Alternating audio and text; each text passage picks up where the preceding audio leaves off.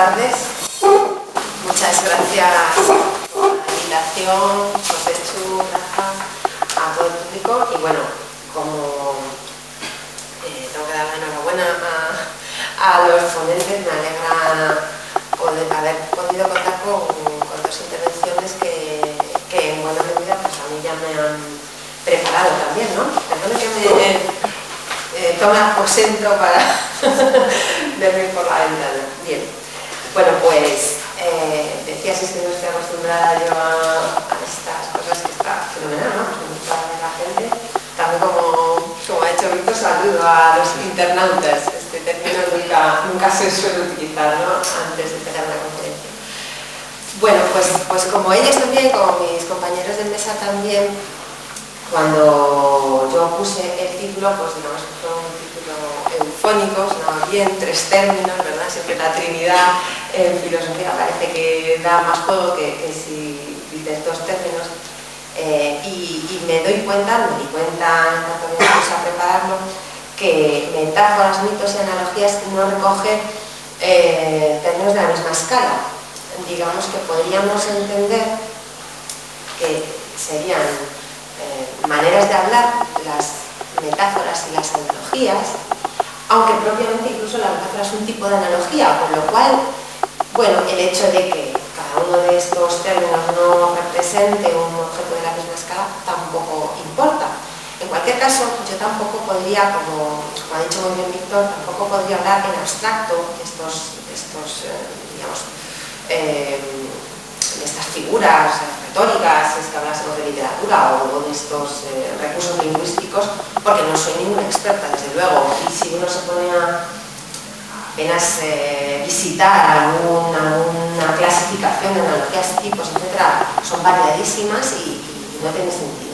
Nosotros, tal como lo planteábamos, queríamos hacerlo desde el punto de vista ontológico, es decir, en relación con la filosofía, desde el punto de vista en el que, digamos, una tesis fuerte de que todo aquello que sean recursos lingüísticos o palabras siempre se refieren a realidades y que, por tanto, no nos preocupan tanto los términos, estos recursos lingüísticos, sino el modo en que como un instrumento nos refiere a las cosas mismas. Y en ese sentido tiene interés relacionar estos recursos del lenguaje, con las metáforas, las analogías, con el propio proceso de configuración de la realidad, ¿no? Recuerdo un texto de Gustavo Bueno en los ensayos materialistas que viene a decir algo así como que el 90%, es una frase, ¿no? Pero bueno, el 90% de nuestro conocimiento tiene que ver con las comparaciones de unas partes del mundo con otras. Y si ligamos esta idea a que conocer, pues es operar, es transformar, como nos ha dicho José Chu, y básicamente razonar es aproximar y separar cosas, pues este análisis de la realidad, en cuanto que se configura por parte de los sujetos operatorios de los hombres y aproxima y separa cosas en función de determinados criterios, pues este separar o juntar en el fondo es buscar analogías y diferencias. Y en este sentido, los mitos, digamos, tienen mucho que ver con el origen de la filosofía. Los mitos son un concepto crítico que solamente puede tener lugar a partir de la constitución de la propia filosofía como discurso racional, y discurso racional sobre el mundo, digamos. O sea, nos estamos quizás poniendo muy abstractos, pero quiero hacer ver cómo las metáforas, las analogías, con estos recursos del lenguaje no tienen otro interés, que es muchísimo, por supuesto, que el referirnos a cómo la realidad está compuesta de distintas partes que los sujetos operatorios reúnen o configuran en función de su radio de acción, de su coherencia. En este sentido, por eso decimos, los mitos se configuran ya como un concepto crítico, oblicuo, desde una razón positiva científica. Y esto tiene lugar por primera vez con la geometría en Grecia. Es decir, los mitos, ¿desde qué sentido se dice que son mitos? Pues desde aquella razón que ya nos permite distinguir entre aquello que es fruto del antropomorfismo, de la metáfora, de lo que no lo es. Pero esto es muchísimo. Es decir, darnos cuenta de que la Vía Láctea es lo que es y no el chorro del pecho de Hera cuando va a dar de mamar a Hércules, pues claro, es que la diferencia ontológica es mucha. Claro, por eso nos tomaríamos en sentido muy literal eso que dice Aristóteles de que los filósofos son amantes de los mitos. Es que diríamos, es que solamente un filósofo puede amar los mitos, porque en el mundo del antropomorfismo, dicho críticamente, ¿sabes? Antropomórfico, es decir, bajo la medida de un hombre que no existe, es un mundo terrorífico. Claro, por eso nada más alejado está lo que estoy diciendo de aquello que dice Pascal, de que el mundo vacío del espacio, o sea, el silencio de los espacios infinitos, le horroriza. Yo creo que no hay nada más horroroso que pensar que el mundo está poblado de espíritus o de hombres gigantescos que están por detrás y que hacen con nuestra vida lo que quieren, ¿no?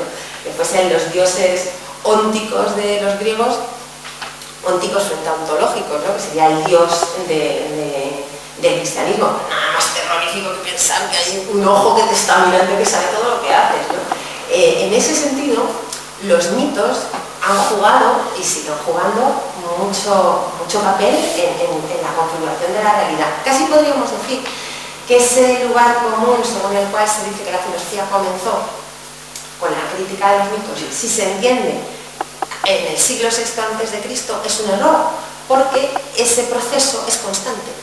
Y casi podríamos hablar, esto es excesivo, de un fondo originario de esos mitos que por inercia histórica de alguna manera van cobrando distintas figuras, pero que luego uno trata de regresar a los orígenes y siguen funcionando los mismos o parecidos, ¿no? Bueno, en cualquier caso, bueno, esto no tiene ningún misterio, al fin y al cabo es nuestra tradición, la tradición, el área de difusión helénica en la que nos movemos. Bueno, el asunto entonces es que esto que llamaríamos la forma en la que los sujetos en su análisis de la realidad, en su aproximar y separar, van construyendo la realidad, pues tiene mucho que ver aquello de lo que vamos a hablar, porque como decíamos, no se puede analizar la construcción de la idea si no es con un ejemplo. Entonces yo había tomado como ejemplo la rueda de la fortuna, un mito, sí se puede decir un mito, una idea pues muy conocida, ¿no?, entre los antiguos, pues esta idea de que la vida de los hombres está como los cargilones de una noria o como aquello que estuviera en una rueda de tipo, pues sube y baja, y en el fondo la vida no es más que pertenecer al ciclo de la naturaleza. También se ha referido antes a los estoicos, esto es una idea también estoica. El hombre tiene que ser consciente de cómo la necesidad es la que rige su vida. Entonces basta con dejarse llevar para que entonces uno no tenga el sentimiento de que no es libre. Digamos, el libre, esto también decía Spinoza, ¿no?, es el que es consciente de la necesidad. La libertad es la conciencia de la necesidad. Pues esta idea cobra un inusitado interés, la crítica contra esta idea, en España en particular, durante el siglo XV y XVI, diríamos en el Renacimiento, aun cuando los tratadistas, o bueno, los expertos en estas cuestiones hablan de un pre-renacimiento en el siglo XV, en realidad tampoco nos vamos a poner quisquillosos en si es pre-renacimiento o renacimiento ya propiamente del siglo XV. La cuestión es por qué la idea de la fortuna nos interesa, y es, como yo había puesto en el subtítulo de esta comunicación, de cómo la idea de fortuna nos lleva, tras su destrucción, a la idea de historia, la relación entre el mito de la fortuna y la idea de la historia. Y en particular me he fijado en algunos autores, pero de primera les diré que lo que me ha sorprendido es ver la profusión de obras que durante el siglo XV español hay dedicadas a este tema, dedicadas a la fortuna, y a la fortuna enfrentada o tomada como objeto de crítica desde la prudencia, desde la razón, desde la virtud, en muchos títulos, contra la fortuna, vías contra la fortuna, prudencia frente a la fortuna, innumerables, y todos los autores más importantes, es decir, aquellos prosistas que son muy famosos, filósofos o teólogos, en general, todos tienen, casi todos tienen, alguna obra en la que tratan este asunto. En España, en castellano, se puede decir que ya en el siglo XIII se recogen obras de esta naturaleza, pero decíamos, es en el siglo XV cuando cobra un interés inusitado. ¿Por qué razón? Bueno, hay historiadores que dicen que se debió a la inestabilidad de los reinados de aquella época, en segundo, en el cuarto, hasta que por fin los reyes católicos arreglaron el jaleo, y entonces pues ya dice ingenuamente desde mi punto de vista uno de los estudiosos de este asunto que claro, los reyes católicos pues calmaron el asunto, entonces ya no suscitó tanto interés el asunto de la fortuna. Pero decía yo que tiene relación esto que decíamos de los mitos y de cómo el concepto de mito es un concepto crítico, es oblicuo, está ya dado desde la filosofía. Porque estos autores, en efecto, lo que van a hacer es esto, es demostrar cómo la fortuna, como idea popular que podía todavía mantenerse en el paganismo en la sociedad, según la cual las vidas de los hombres están escritas o prefijadas en algún sitio, el lugar por antonomasia son las estrellas, son los astros, pero muchos otros lugares son las mancias, ¿no? Pues las líneas de la mano, el rostro, la fisionómica, bueno, las cartas, no hace falta que les diga, basta con poner a partir de las 12 de la noche la televisión y allí tendrán ejemplo de cómo estas ideas todavía, si estas supersticiones, es la palabra adecuada, estas supersticiones, pues pululan. Lo que no se sabe tanto es la obra de la filosofía española en reprobación de estas supersticiones, y cojo uno de los títulos más famosos, que es el libro de Pedro Ciruelo, Reprobación de supersticiones y hechicerías. Bueno, pues contra la superstición, contra las hechicerías, contra estas ideas propias del paganismo que hacían creer a las personas que sus vidas estaban escritas y que no tenían más que, bueno, pues, disculparse por lo que hicieran mal o achacarlo al hado, al destino, todo aquello que les sucediera, que fuera inesperado o lo que no contaban. Decimos que estos autores lo que presentan es una trituración exquisita, absoluta de esta idea. Claro, ¿como resultado de qué? O sea, o de esas cenizas, y esto es lo que tiene relación propiamente con lo que José Chu quería, ¿no? Como resultado de cuya destrucción, entonces podemos tener una idea de lo que es esto. Dirán, bueno, ¿la historia de qué? En general, de lo que es el proceso histórico, o sea, la historia de las naciones, o la historia, propiamente hablamos de una sociedad política, pero en general lo que podríamos decir la idea de historia. Porque si entendemos que las vidas de los hombres están presas de esta rueda y que la historia propiamente no sería sino este constante movimiento eterno de esta rueda, pues estaríamos en el mundo griego en el que no hay tiempo, no hay tiempo, el tiempo es, o sea, el mundo es eterno. Y efectivamente, pues los hombres, y fijémonos en Aristóteles, los hombres son unos seres que, bueno, comparados con los animales, pues pueden ser superiores, pero comparado con los astros, son unos seres, bueno, en el conjunto del universo bastante poco corruptible.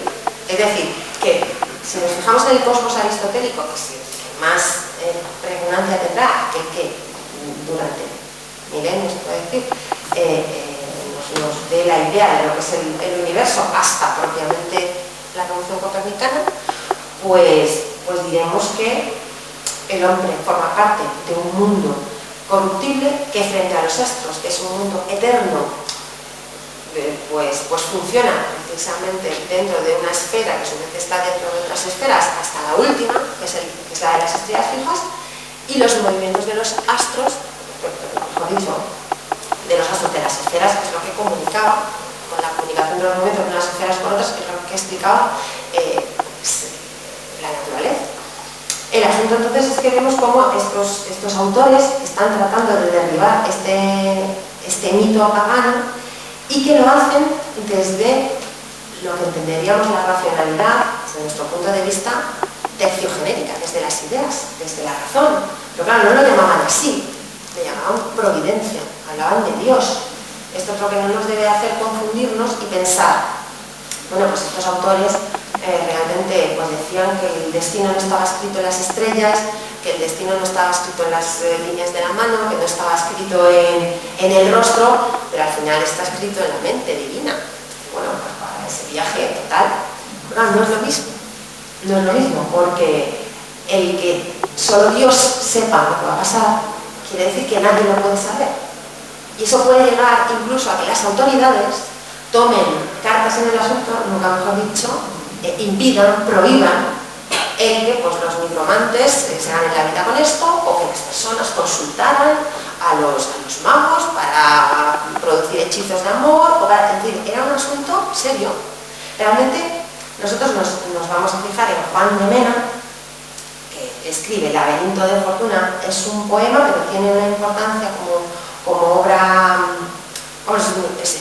los poemas más importantes de esta época, del reinado de Juan II, y sobre este tema, pero es que lo que tiene interés es que Juan II se preocupa de que se escriba sobre esto, y queman simbólicamente los libros de aquellos que hablan ensalzando la fortuna, hablando de cómo efectivamente las vidas de los hombres no tienen más papel que el de dejarse llevar, o quiero decir, las vidas de los hombres están regidas por esta fuerza.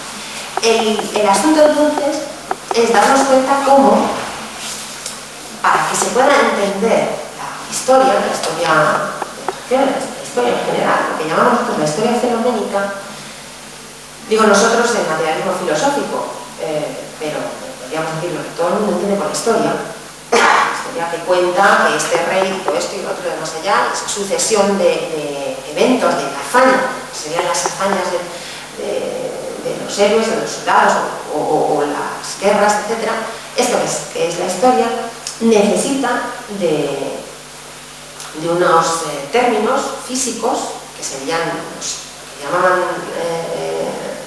los positivistas los hechos, los documentos, objetos positivos que nos den prueba de que tales términos forman parte de un campo, pero realmente necesitan ser distinguidos. Esto parece muy evidente, pero no lo es tanto. Estos objetos necesitan ser distinguidos en el continuo de la realidad de otro tipo de objetos que no estén fabricados por los hombres. Quiero decir que si el campo de la historia es el campo de las reliquias, es decir, lo que otros hombres dejaron porque lo fabricaron en su momento, y los relatos que esos mismos hombres escribieron, es porque se ha distinguido, y esto es una cuestión ontológica, se ha distinguido en la realidad, a la altura de esos tiempos, diríamos, entre lo que está fabricado por el hombre y lo que no lo está. Y esto nos remite a lo que habíamos dicho antes respecto de los mitos. En una concepción del universo en la que unas figuras inteligentes, no vamos a decir hombres, sean los dioses, han fabricado las cosas, todo está hecho por una inteligencia o por muchas, y diríamos nosotros, todo es beta operatorio, es decir, desde la metodología de lo que llamamos las ciencias humanas, que es beta operatoria, frente a alfa operatoria, todo sería beta operatorio. Perdón por utilizar esta terminología, a una aclaración respecto a lo que llamamos metodologías alfa y beta operatoria. Es que efectivamente estamos tratando una cuestión gnoseológica, de filosofía de la ciencia, que al final de lo que se trata es de saber qué es ciencia y qué no. Y en el siglo XV a los españoles en general les preocupaba pues, saber qué es ciencia y de qué naturaleza y qué no. En particular, por ejemplo, a Juan II le preocupaba que no se escribieran cosas que favorecieran la superstición o que la gente se creyera que efectivamente podía estar el destino de los hombres escrito en algún sitio. Bueno, pues se necesitaba en el fondo hacer gnoseología, es decir, o por lo menos hacer gnoseología, se necesitaba tener cierta idea de lo que es una ciencia. Pero esto no está dado, esto hay que hacerlo, esto hay que construirlo. Y como decimos, tiene que haber un suficiente desarrollo tecnológico, vamos a decirlo así, para un estado del mundo determinado en el que se sepa que hay objetos hechos por hombres y otros que no lo son. Perdón, no solamente por hombres, por ninguna inteligencia superior a los hombres. Claro, esto supone decir que la naturaleza no está hecha por Dios. Podremos decir, bueno, sí, pero el cristianismo dice que está hecha por Dios, con lo cual es lo mismo. Sí, pero no es lo mismo, porque no son operaciones aquello que ha llevado a la naturaleza a ser como es. Por eso la idea de creación, aquí creado el mundo quiere decir que lo ha hecho en un instante. No ha necesitado manipularlo, construirlo como lo hacen los hombres. De lo que se trata es de que no haya en la naturaleza ningún análogo, términos análogos parecidos al sujeto creatorio, al hombre inteligente que construye el mundo. Una vez que eso se consigue, ya podemos distinguir entre lo que es naturaleza, lo que es cultura, lo que son objetos fabricados por los hombres y objetos que no lo son. Pero esto es mucho. Es decir, pensar que hay quien puede creer, y de hecho todavía se cree, que una posición de los astros determinada me va a hacer a mí ser más afortunada o no.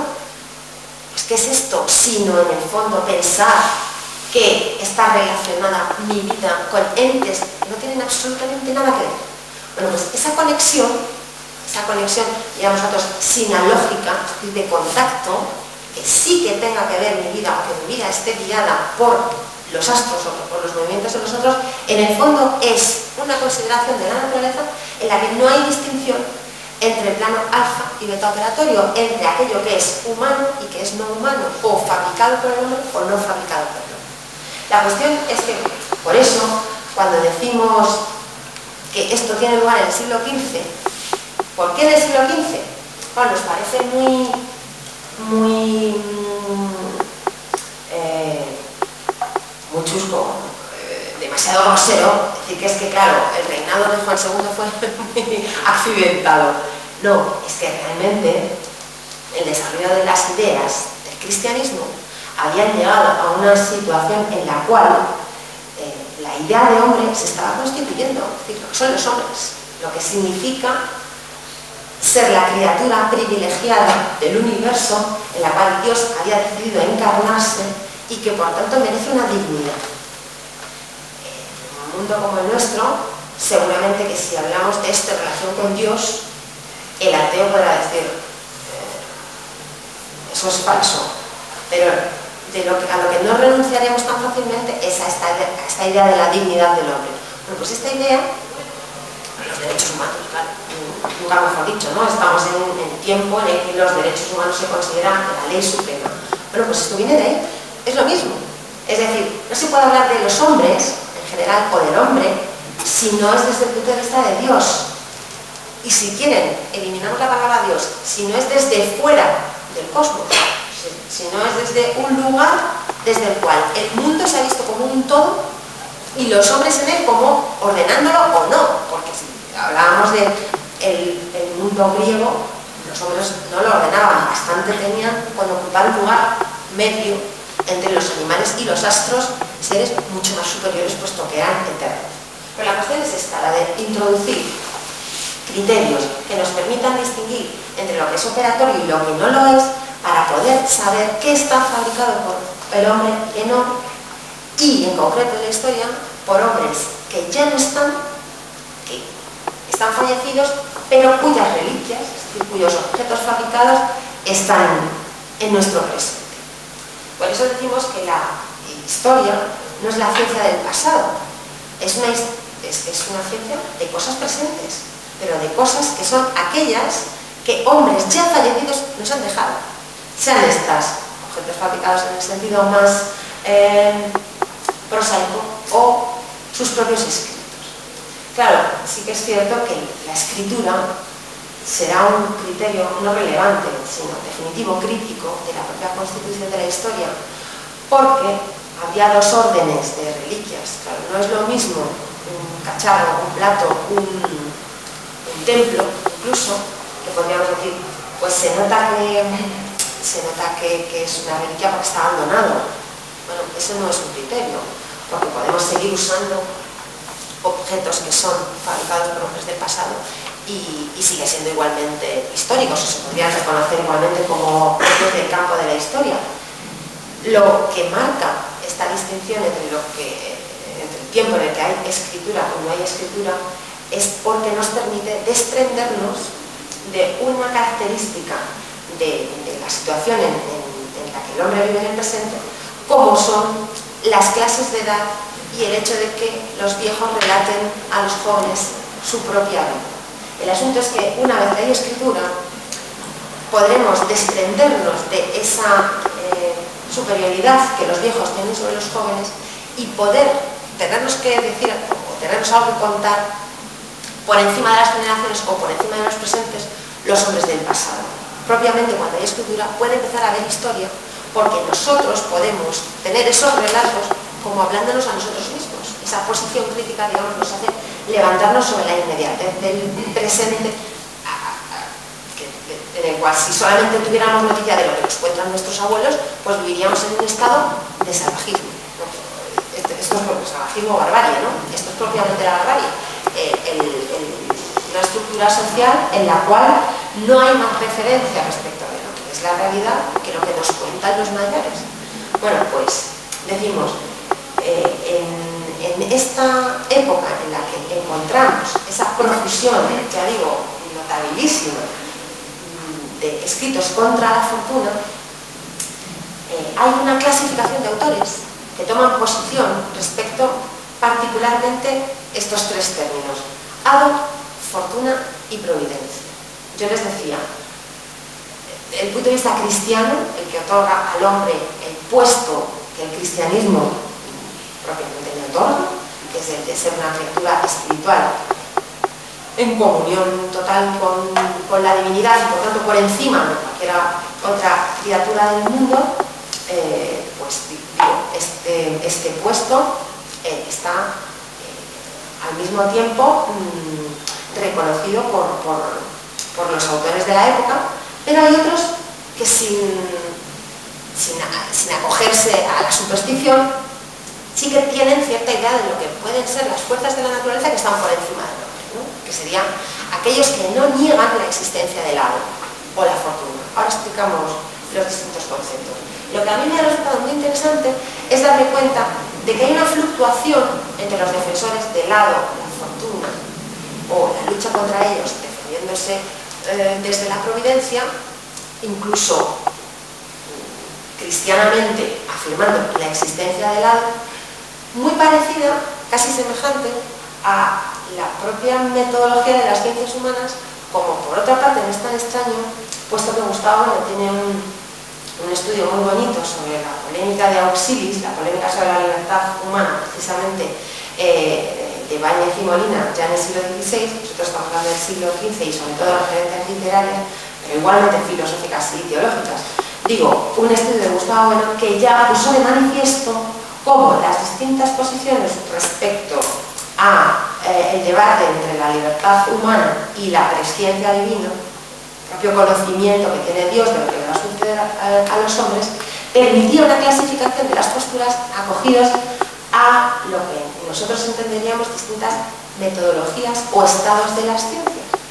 Pero como esto hace falta explicarlo, diré, como ya habíamos empezado a explicarlo, si era un requisito imprescindible para poder distinguir el campo de la historia, el que la realidad se nos presente como un campo de cosas fabricadas por hombres y otras que no lo son, y otras naturales, en las que digamos, no hay inteligencia que las haya elaborado, por tanto, un plano alfa operatorio natural y otro plano beta operatorio, nosotros decimos así, alfa y beta, por no utilizar simplemente el concepto natural o ciencias humanas y naturales, ¿no?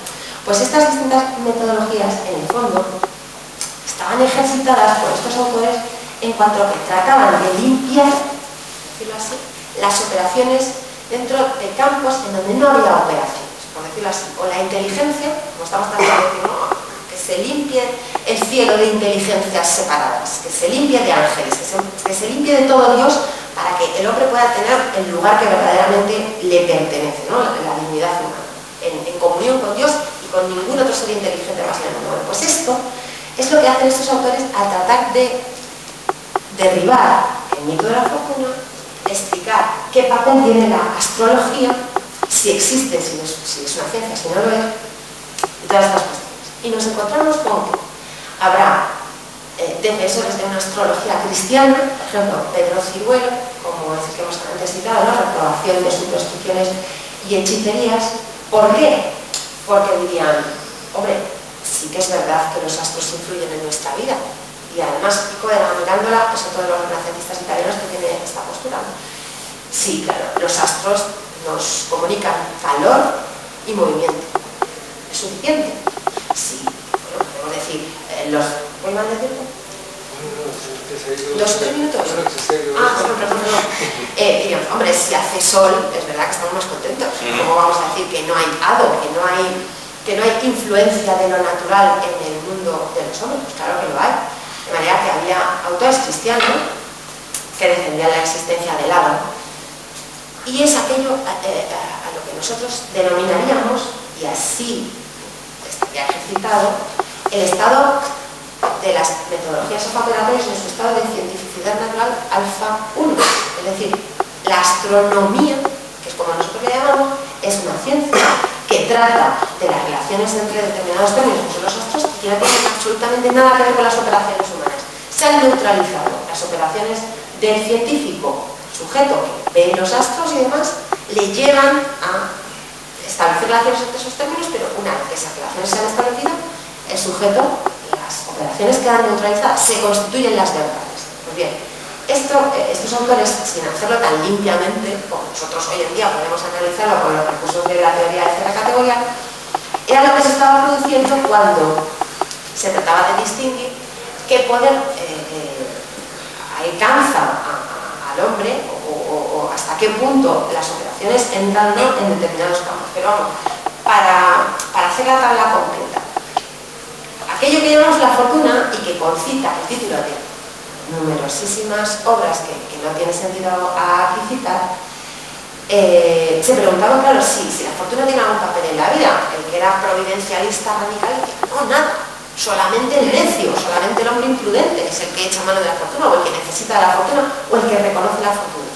Pero diríamos, aquellos autores que reconocen la existencia de la fortuna la hacían pulcramente situando en el estado límite de las ciencias humanas, perdón por la jerga o por la denominación, pero lo que llamaríamos el estado alfa operatorio, alfa 2, cuando las operaciones nos llevan a estructuras genéricas al propio campo operatorio, es decir, que desbordan el campo operatorio.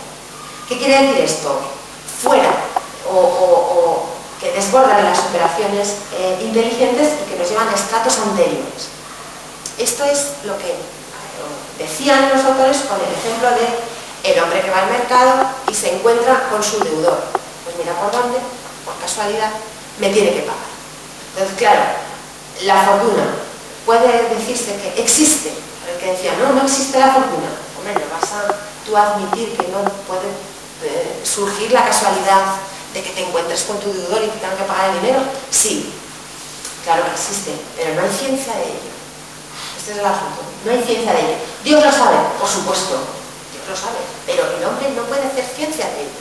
No se puede amparar en la fortuna. No puede buscarla. Solamente el necio. Efectivamente. Si nos damos cuenta de cómo los juegos de azar, pues bueno, funcionan o no funcionan en las sociedades, podemos pensar que una sociedad entregada al juego o cuya población estuviera pues esperando que le salvara la vida, que le tocara la lotería, pues la población, ¿cómo podríamos llamar? En cierto modo esclavizada. Siempre los anuncios de la ONCE o los anuncios de loterías casi siempre son insultantes. Yo recuerdo uno que me dolía especialmente, que era gánate una vida. Gánate una vida, o sea que yo no tengo vida. Y claro, salía un tío en la playa paseando sin tener absolutamente nada que hacer. Bueno, pues de alguna manera lo que estaban queriendo estos católicos, que estaban tratando de hacer ver al hombre que solamente la prudencia debía regir sus vidas, por tanto la providencia, es decir, que solamente podían fiar de la providencia divina. En el fondo lo que estaban diciendo es que solamente el propio trabajo humano merecía la pena como criterio por el que guiarse.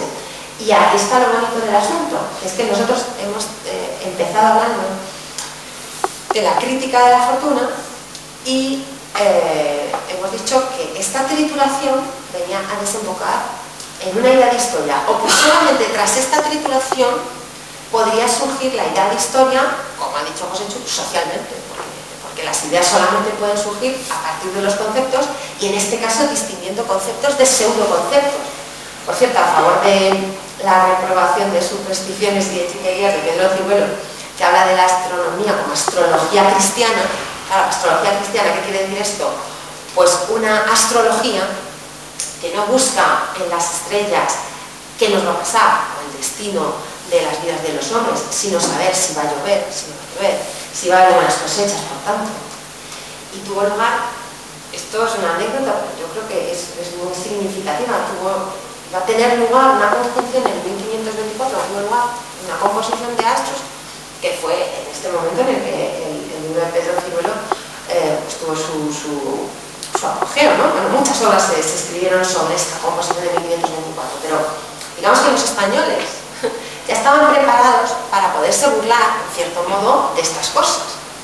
Gracias a la Inquisición española, como decíamos antes de empezar la mesa, gracias a la Iglesia, efectivamente, gracias a los reyes que se dejaban aconsejar por la Iglesia para impedir que estas supersticiones pulularan en el pueblo, pero, y esta es la gracia, en Alemania se editaron durante esas décadas, preparándose para esa conjunción de planetas, un montón de libros.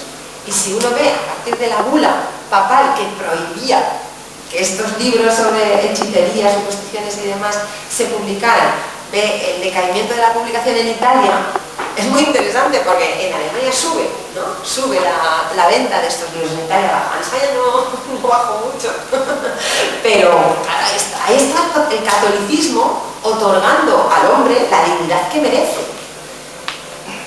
Entre paréntesis diríamos, pero esta dignidad la tiene o no la tiene. Es decir, Dios se la otorga, sí, pero Dios es un lugar ontológico desde el cual se puede ver así el mundo, pero nosotros desde una posición materialista digamos, este lugar no existe. Bueno, podríamos decir, de alguna manera es desde ese lugar como se construye el concepto, pero una vez construido sirve para analizar situaciones reales en el mundo y sirve para reconocer cómo a lo que llamaban estos autores, yo hablaba de Pedro Ciruelo, muchísimos otros, de Castañeda, Orozco, Covarrubias, hasta el libro de examen de ingenios de Juan Ugarte de San Juan, que se dice que anticipa la psicología, bueno, lo que hoy en día sería la capacitación profesional según la psicología de cada cual, hasta el examen de ingenios tiene que ver con esto, porque era esta visión católica de que el hombre todo lo que tiene lo debe a su propio trabajo, a su propia capacidad, sin echar mano de excusas, son excusas, ¿no? Los astros, las cartas, son excusas para no hacer lo que tienes que hacer. Bueno, pues estos autores, claro, están diciendo, están guiándose por normas que obligan a un tipo de comportamiento, es decir, que obligan a un tipo de comportamiento y a juzgar la realidad de determinada manera. Y en ese sentido, por ejemplo, estoy dando un salto de tipo muy grande poniendo ejemplos, pero lo que nos muestran, por ejemplo, en televisión ya sucede en Filipinas, cuando ese tifón, esas tormentas terroríficas han asesinado. Es que asesinado sería si estamos otorgando una inteligencia a ese tifón, es que le llaman Yolanda. Bueno, por lo visto tiene su razón, porque son fenómenos muy característicos ideográficos y por eso se les pone nombre, ¿no? Pero claro, a lo que voy, ¿qué espectáculo es ese en el que un tifón o un determinado país, por el hecho de situarse en un determinado lugar geográfico, sufre cada año o cada X tiempo semejantes catástrofes y miles y miles de muertos? Una situación indeseable. Es decir, que la medicina, en general, todo aquel poder o saber humano que trate de impedirlo, hay que forzarlo para que exista.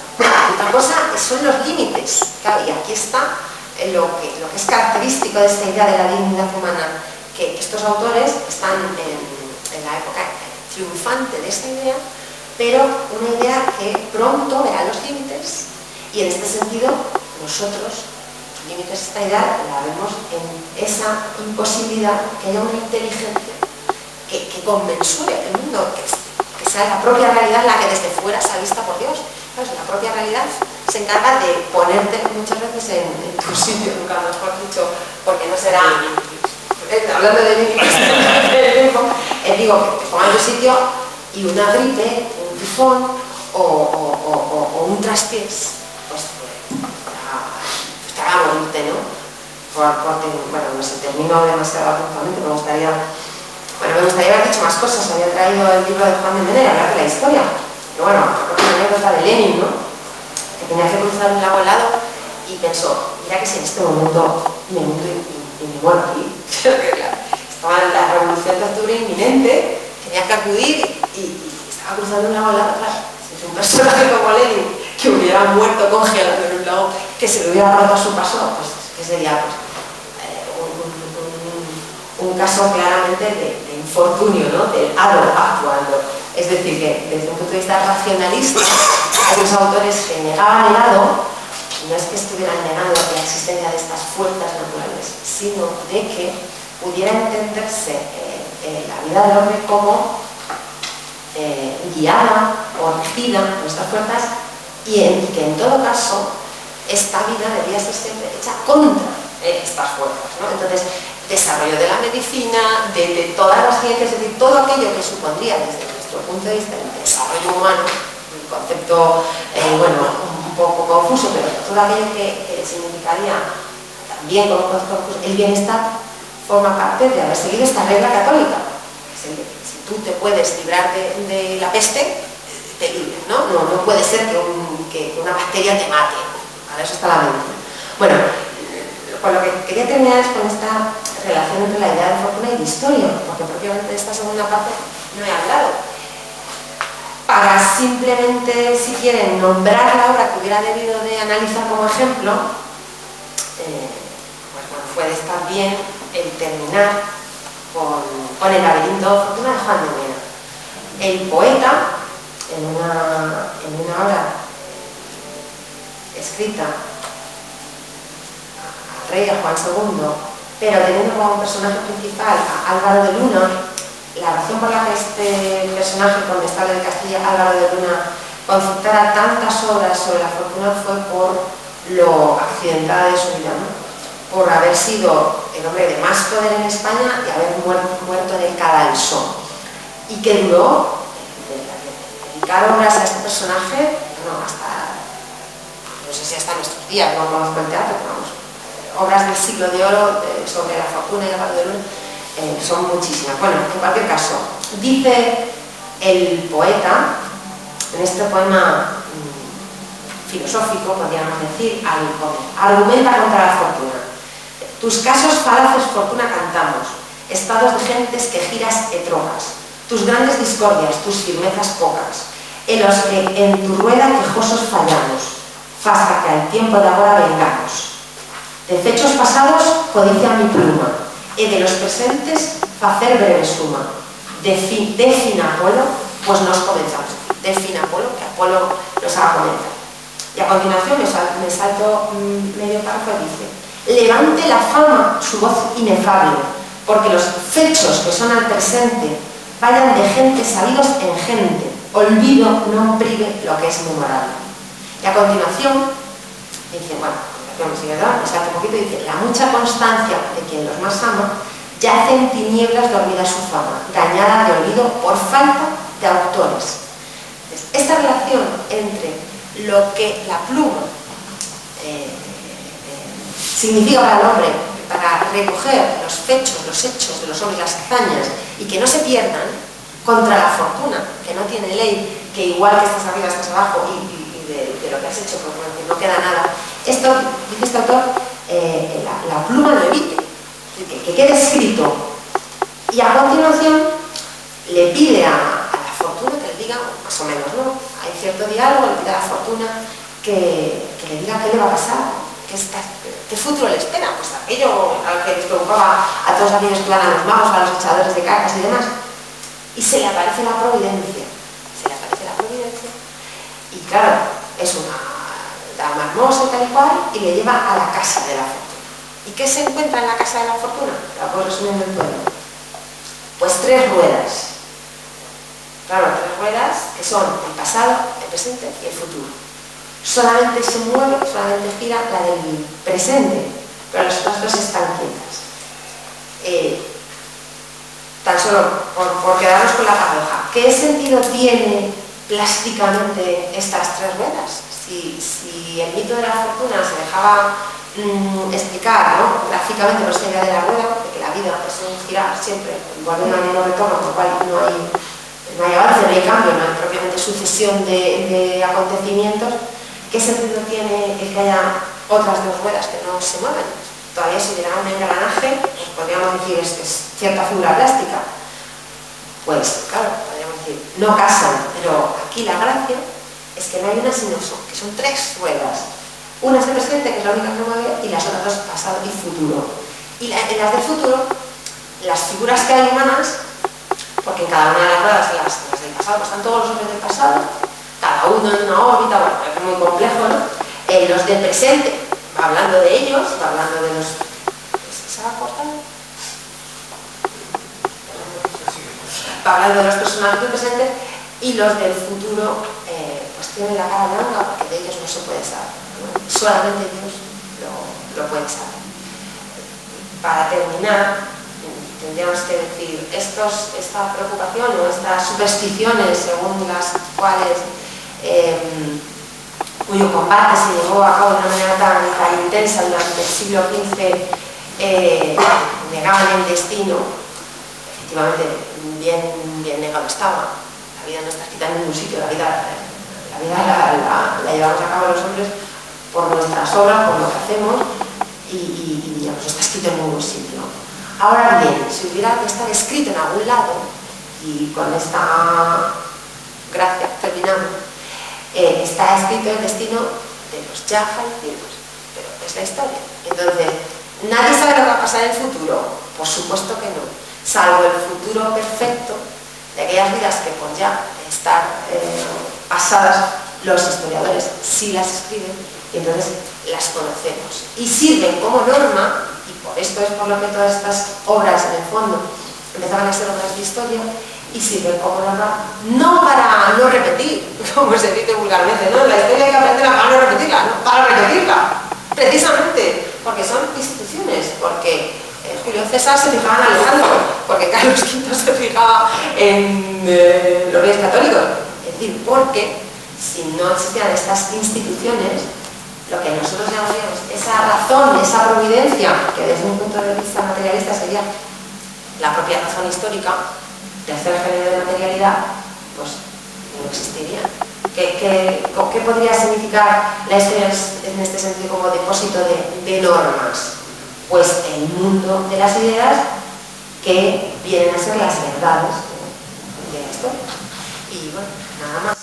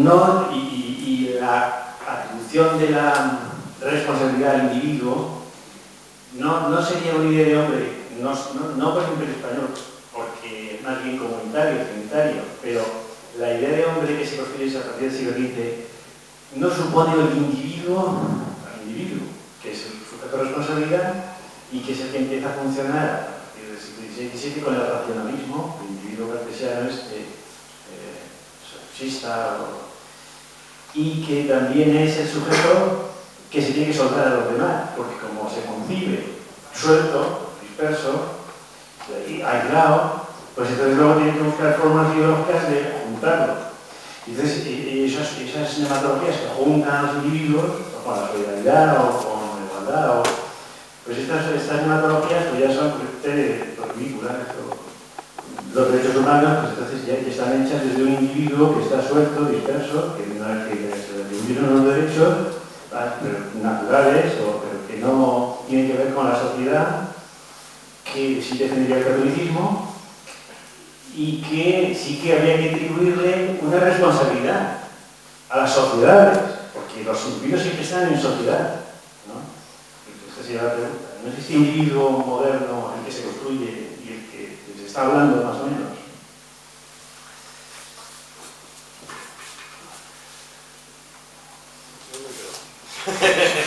Bueno,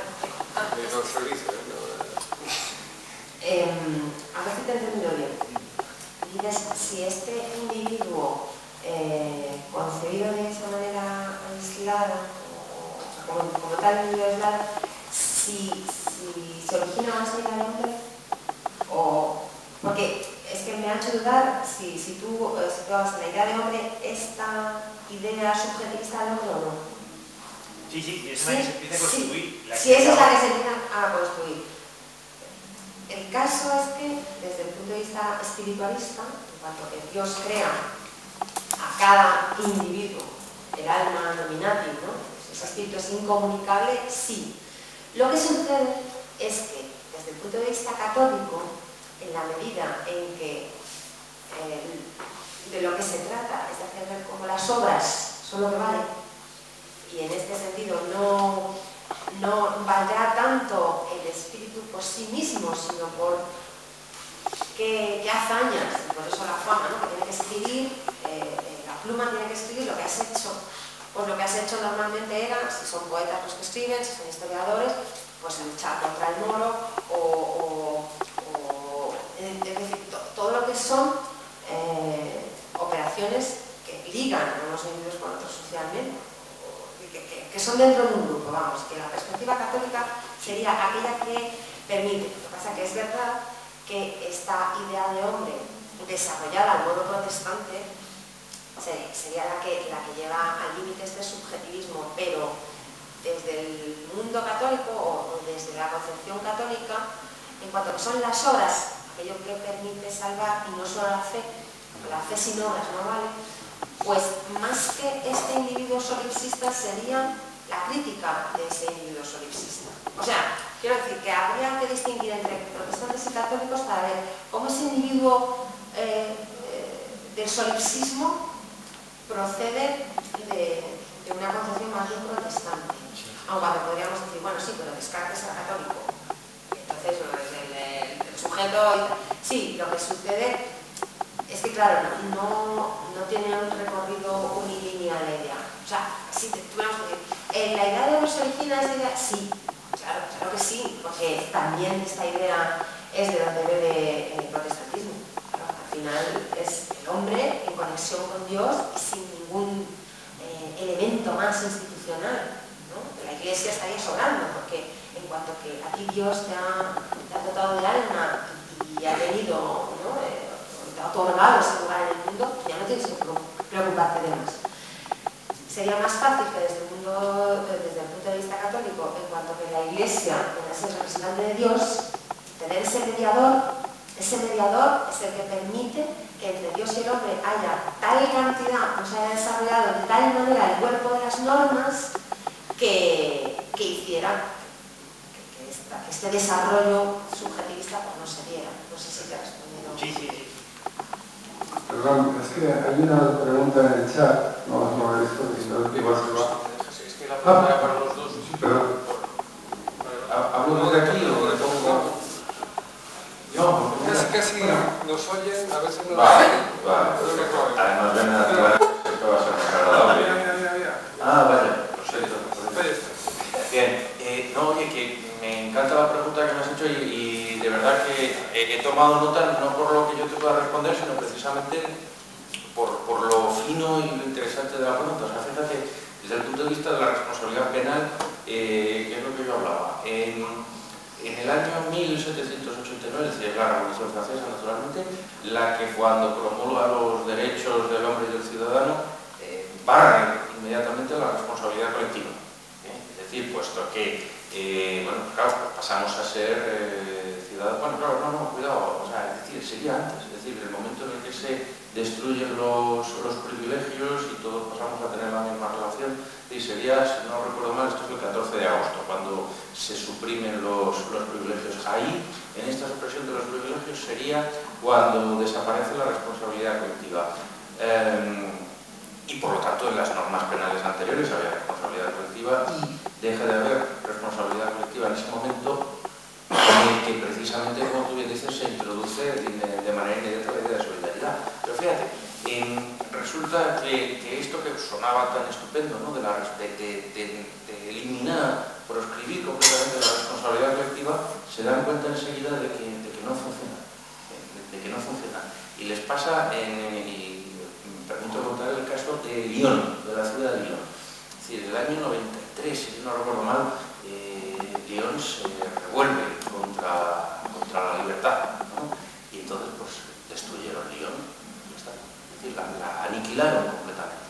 La aniquilaron hasta el punto que destruyeron todas las casas, toda la ciudad, y en el centro construyeron una columna con una leyenda que decía: Lyon se enfrentó con la libertad. Punto. Lyon no existe. Y la borraron de la lista de ciudades de Francia. Y borraron a Lyon de la lista de ciudades de Francia. Y estoy hablando de 3 años y pico después de que habían dicho nada, oye, la libertad, la responsabilidad es individual, la responsabilidad colectiva es un disparate, es una aberración, tal. No, pues 3 años después dice, mira, es verdad, es una aberración, pero con los de Lyon a por todos, ¿no? Entonces, pero es muy interesante, claro, cómo desde, por un lado, se proscribe la responsabilidad colectiva y simultáneamente se tiene que introducir la idea de solidaridad, claro, porque que si no queda completamente aislado, lo cual es justo.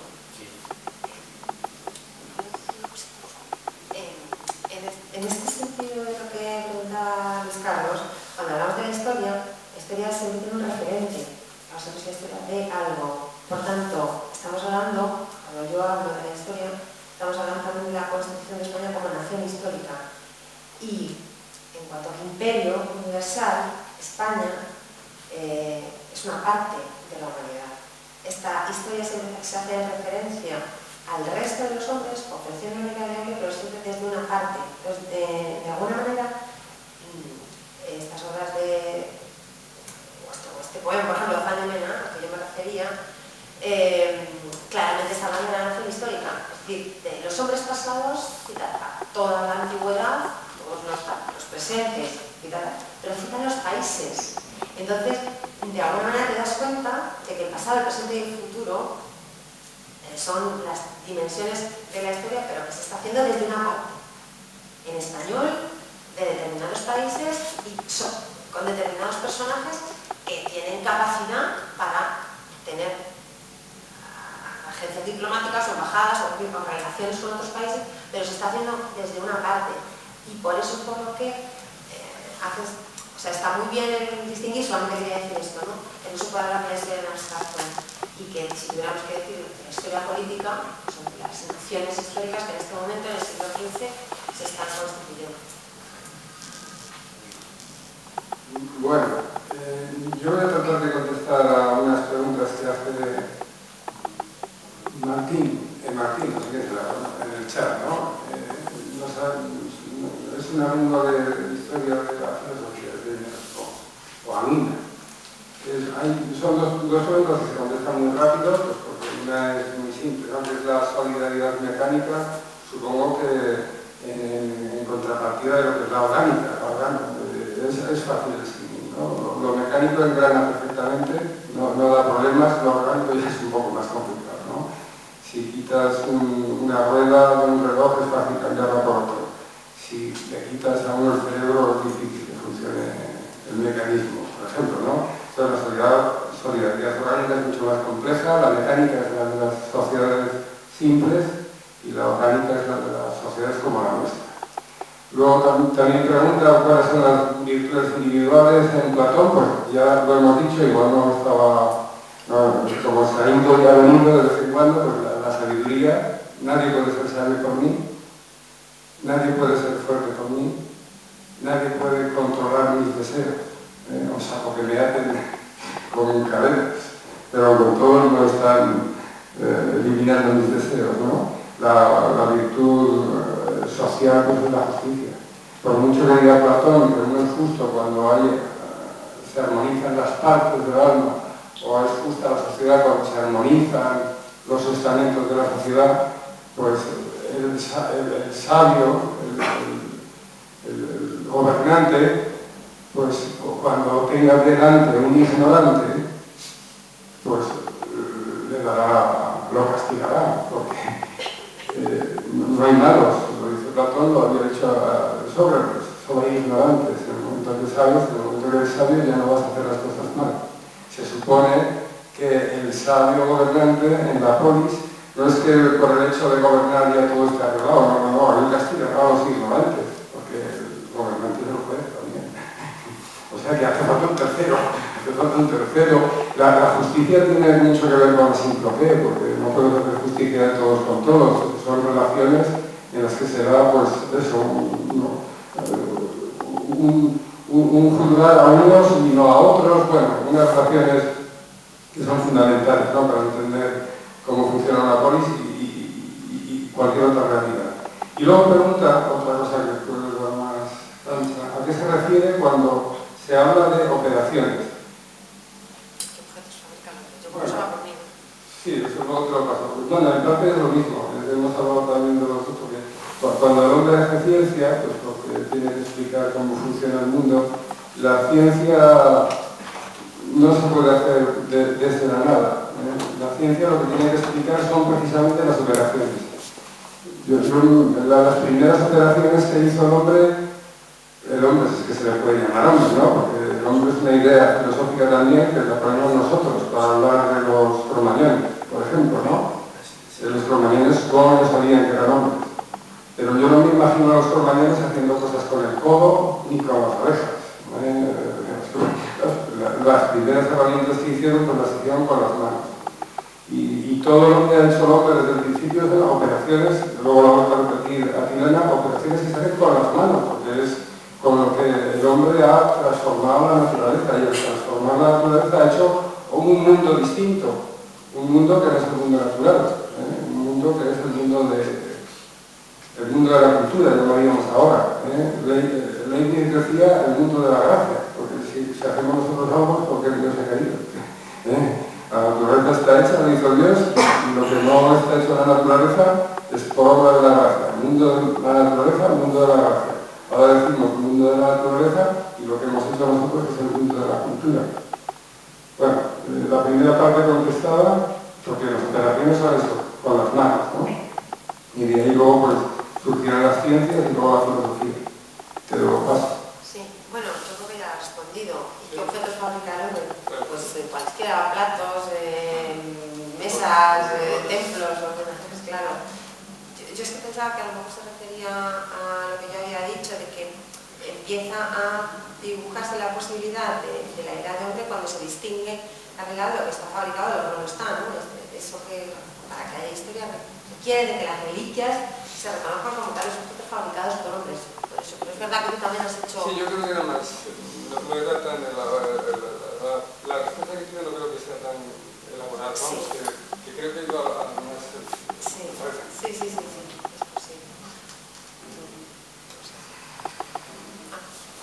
Una pregunta, por lo que me toca a mí, es de... que has señalado un poquito que en el siglo XV como que se acuñó la idea de la dignidad de cada persona por el catolicismo. Sí. Que es lo que también dan en los primeros siglos los santos padres. Sí, por supuesto. Por eso digo que no sé en el siglo XV. Ya no, por supuesto, sí. En los primeros siglos ya empezaron a acuñar, ya se hablaba con frecuencia la dignidad del hombre como tal, como el centro de la creación de Dios, como la criatura por excelencia de la creación que ha hecho, ¿no? Sí. Entonces, no, simplemente esa es seria. Sí. Y luego me ha llamado la atención la idea de que la cuestión católica sobre el tema del trabajo que ha acuñado, porque en el catolicismo se habla mucho de la armonía entre lo que es la gracia y la libertad. Es un tema que a todos los días la gracia es también la libertad del hombre, ¿no? Hay teólogos jesuitas y dominicos tratando ese tema, que es muy fino, ¿no? Pero como no lleva a entender el sentido ese que que ha plasmado sobre el concepto del trabajo de catolicismo, que no he tenido que entender a qué se refiere exactamente. Sí, pues me refiero al sentido en el que, como desde el materialismo estamos diciendo que la razón es operatoria, que la razón no es una cualidad espiritual, sino que reside en las operaciones inteligentes sobre el medio de la fabricación de objetos, pues encontramos esta idea en el catolicismo a propósito de esta concepción de que el hombre no solamente por tener fe en Dios consigue salvarse, sino que además tiene que realizar obras virtuosas, ¿no? En esta idea de las obras, que solamente con un determinado comportamiento o siguiendo determinadas normas es como puedes conseguir la vida eterna, en este sentido es como se valora el trabajo en el sentido de no el trabajo laboral, sino las obras, cualesquiera normas que pudiéramos enclasarse, sociales, laborales, de todo tipo. Entonces, vemos cómo se gana, yo qué sé, había traído también las coplas a la corte de su padre, Jorge Manrique, porque dice de una manera muy clara que también Juan de Nera dice, lo he hecho por mis manos. Y al final, cuando termina, ¿por qué vas a ir al cielo? Porque he luchado contra los moros. Entonces, ahí, en este sentido, ¿qué has hecho tú para ganarte la vida? Porque yo te lo diría, lee la Biblia. No hace falta que hagas más, puedes ser un pecador, peca todo lo que quieras, porque tú no vas a... No hay libertad, propiamente el hombre con su libertad no se gana nada, es presuntuoso, bueno, es blasfemo creerse libre. Mientras que para el católico es todo lo contrario. Claro, el hombre está corrompido de por sí. Eso es. Y en ese sentido recuerda más a la idea aristotélica. Yo ahí difiero un poco el planteamiento de la Constitución Católica sobre el tema de las obras. O sea, en el catolicismo hay una conjugación de la fe y las obras. O sea, todo es gracia. Las obras, pero tienes que responder a la gracia, que es un don. Tienes que responder con las obras, ¿no? Claro. Pero no se puede quitar la gracia. No, claro. No solo las obras, porque ahí caemos también en un pelagianismo. Claro. Que es una herejía, ¿no? Sí, el pelagianismo es con mi voluntad, con mis obras, yo consigo la salvación. No es así, eso es totalmente católico. Claro. Por eso es que es peligroso, ¿no? Es la conjugación de la gracia y las obras. Eso es. O sea, es un don, pero tienes que responder a eso. Sí. Lo que pasa es que desde un punto de vista materialista podríamos salvar esa aparente incongruencia cuando tú te encuentras un mundo ya hecho, entonces partes, precisamente lo que yo trataba de hacer ver es como las instituciones y las hazañas recogidas por la historia ya determinan cierta necesidad o imprimen, lo que sea la premoción física o la gracia que es sin la cual el hombre no se puede salvar, pues ya de alguna manera el hecho de que te encuentres con el mundo ya hecho, ya eso tiene cierta relación con esa distinción entre la gracia y la libertad.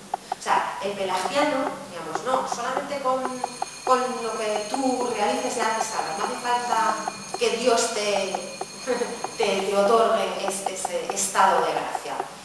Claro, eso es un concepto completamente metafísico de gracia, pero si nos referimos a ese estado del mundo a partir del cual tú partes, ya podríamos entender algo más eso. De alguna manera. No sé si hay alguna pregunta más, porque me parece que tenemos que... Ha tocado el pito, es la última hora, ¿eh? Bueno, pues agradecemos a los que han venido y también para mañana, si queréis venir, hay una videoconferencia de Gustavo, ¿no? A las 7:30 también. Y allí os invitamos a todos, ¿no? Gracias a los chaceros, a los que han estado en la red. Y bueno, mañana también os esperamos, pero en los centros asociados se puede ver de toda España la videoconferencia de Gustavo Bueno. Lo digo por los que seáis de otros centros y estáis ahora escuchándonos en la capa, en la red, ¿no? En la red. Es un poco extraño esto. Voy a hablarme a la máquina. Pero bueno, muchas gracias por asistir a los de la pantalla y a todos.